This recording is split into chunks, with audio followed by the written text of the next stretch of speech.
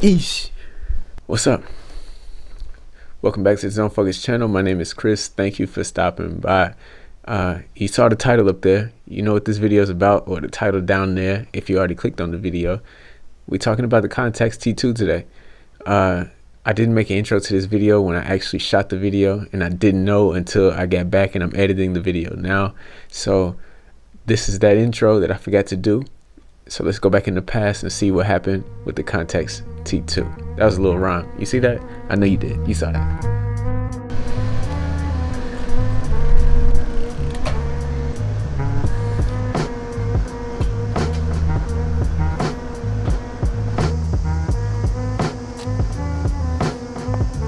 Be shooting some, I don't have to say it after the fact.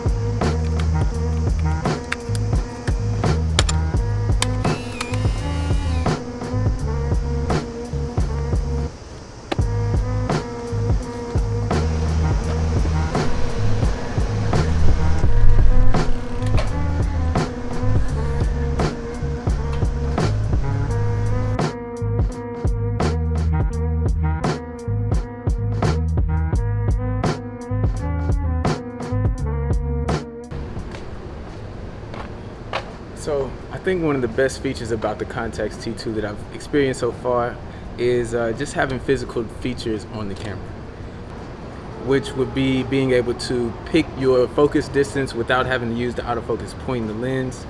Also being able to choose your aperture. That's the best thing.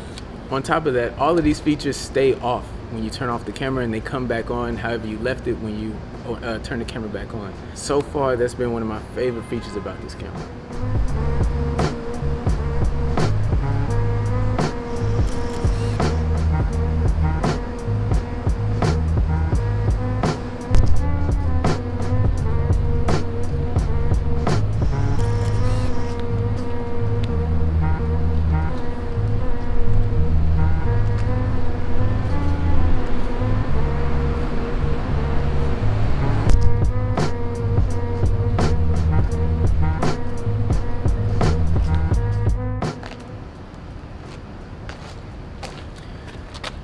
So one of my biggest gripes with the Contax T2 so far is definitely the grip on the camera. I don't know why they made this grip so incredibly small.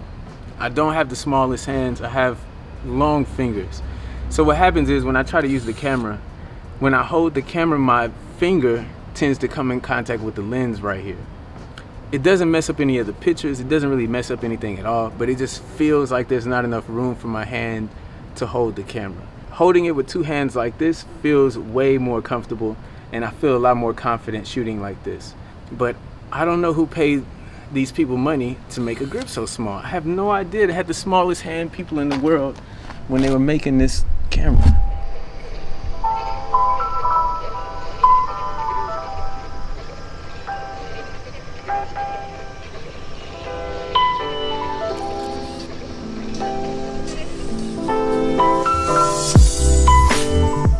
Now, with all that being said, if you're asking me why I look like a greased turkey, it's because it's hot out here right now. I'm sweating. I'm not beating sweat, I just kind of get that gloss, you feel me? But that's it so far. I haven't shot enough of this camera to give, like I said, a full review on the camera. But from my experience shooting, I think I've shot about 5 rolls through it so far. Those are the things that have been the most noticeable for me. So I'm gonna catch you guys back in my house. I'll let you guys see a couple more pictures and I'll end it there.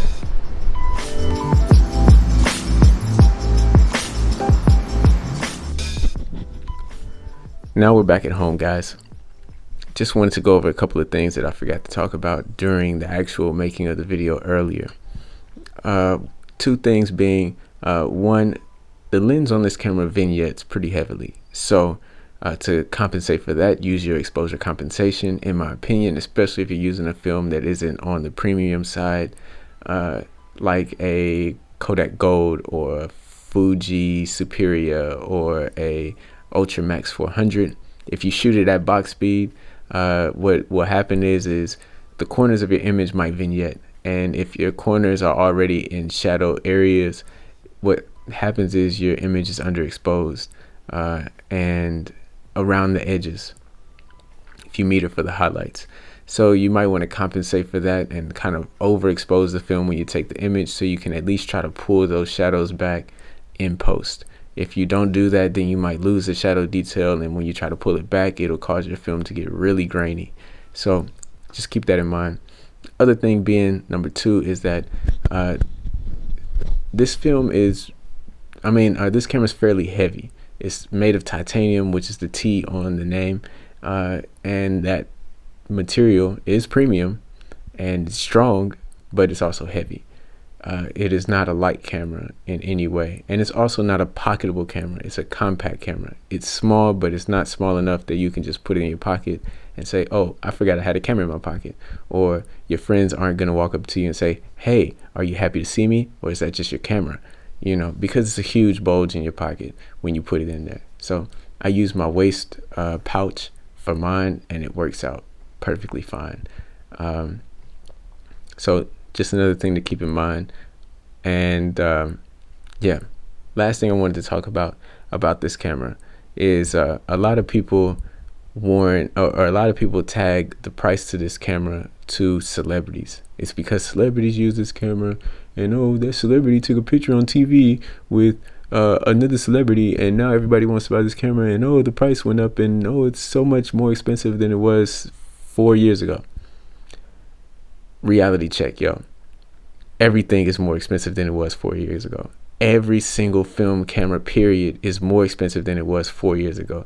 It's not because a celebrity had it. It's because demand is high, because more people are shooting film now, and supply is low. Nobody's making film cameras anymore.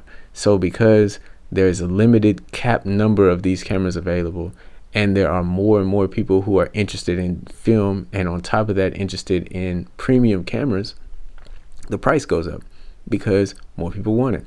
It's not because that celebrity took pictures on TV with it and people started buying the camera. Y'all didn't even buy the camera or get interested in the camera because of celebrity. It's just something to say. You're giving more power to celebrities than they need, in my opinion. It doesn't make any sense. For example, the T2, everybody's like, the price is so much higher than it was 5 years ago. Nobody was shooting film 5 years ago. You could get them for cheap. You could get everything for cheap. But when these cameras came out, they were expensive cameras. They were premium, top-of-the-line cameras provided from these companies. You've never seen a camera, or you've never seen a celebrity with the Minolta TC1. You've never seen a celebrity with the Nikon L35 Ti or 28 Ti. You've never seen a celebrity walking around with the Ricoh GR1 or GR1S or GR1V. You've never seen them do that. But the price tag is high because they were the premium versions of the cameras that were available at the time. So y'all kill me with that. People kill me every time I see a T2 video. Everybody always got to say the reason that the T2 is popular, or the reason that the Contax is popular, is because of celebrities. Like, y'all are tripping, dog. Y'all tripping. They're popular because they're premium. They're top of the line. They're quality. Leica isn't popular because celebrities walk around with Leicas. Leica's popular because they're premium. They're top of the line in rangefinder cameras. That's the top of the line. So in compact cameras, these are the top of the line. They want a high price for that. I'm off my soapbox. That's all I got to say about that. Y'all kill me with that. But, that's your opinion. And I just had to voice my opinion to kind of counteract and kind of balance this situation out. Do I think it's worth the price? Yeah. If that's what you want, go get it. Don't let anybody try to tell you, it costs way more than it's worth, and you shouldn't. Y'all crazy if you spend that much money on it because it's just a point and shoot camera and da. Yo, if that's what you want, go get it. Don't let anybody try to make you feel bad because that's what you want to get. Like, if you want to pay $500 for a pair of shoes, don't let somebody who buys shoes from Walmart try to tell you that you're crazy for buying a $500 pair of shoes. That's what you want. If somebody loves shooting, bargain cameras that they find from the Goodwill, shooting Vivitars and stuff like that, let them shoot a Vivitar. That's cool. But don't let you spending too much money mindset try to downplay you for something that you want. So, it's what you want to get. So just go get it. again, I'm off my soapbox. It just kills me every time I look up, and it's only around the Contax T2. You don't see these things about the GR1s. Oh, they're overpriced, and they really be messing up. And you don't see it about the Minolta TC1s or the 35 Ti's or the 28 Ti's. You don't see it about that, even though they are $900, $800, $1,000 themselves. Yeah, I'm off of it. But if you like the video, make sure you subscribe to the channel and hit the thumbs up button, because it really helps out the situation over here on this channel and gets it out to more people to see. If you don't like the video, hey, hit the thumbs down button. That's cool too. Make sure you go over to the Instagram page and follow the Instagram page, and then hit the notification bell over here, because if you hit that notification bell, it'll let you know when I drop new content. And that's it. Thank you all for watching. Stay zone focused. Holla at you later.